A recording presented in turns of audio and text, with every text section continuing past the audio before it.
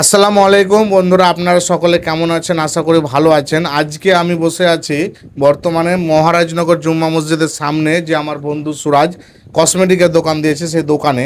তো তাদের একটা দুঃখের বিষয়, তাদের মনের মধ্যে খুব দুঃখ। কারণ কি দুঃখ, যে অন্নপূর্ণা যোজনার টাকা আমার মায়েরও ঢুকলো, আমার স্ত্রীরও ঢুকলো, কিন্তু এদের পরিবারে কারো অন্নপূর্ণা যোজনার টাকা ঢুকেনি।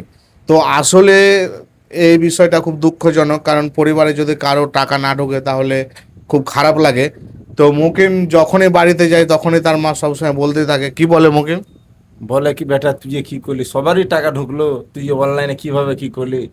আমার টাকা ঢুকলো না, সবারই টাকা ঢুকলো, কিন্তু হাফ টাকা ঢুকলো না। মানে যখনই বাড়ি যায় ওই একটাই কথা, খেতে বসলে ওই একটাই কথা, যে কেনা টাকাটা ঢুকলো না।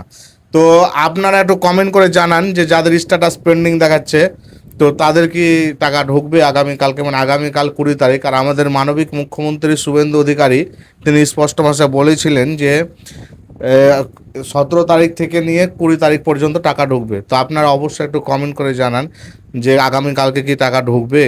তো সুরাজ, তোমার বাড়িতে কি বলছে? টাকা ঢোকে নেই তো সে বিষয় নিয়ে তোমার মা কি বলছে? সেম একই রকম সমস্যা মকিম ভাইয়ের মতো। মানে একটাই কথা বলছে যে কিভাবে অনলাইন করলি নাকি। হ্যাঁ, তো আপনারা একটু কমেন্ট করে জানান যে এদের কিন্তু রিজেক্ট হয়নি, আমি দেখলাম চেক করে এদের রিজেক্ট হয়নি। তো এদের কি টাকা ঢুকবে? আপনারা একটু প্লিজ দয়া করে কমেন্ট করে জানান।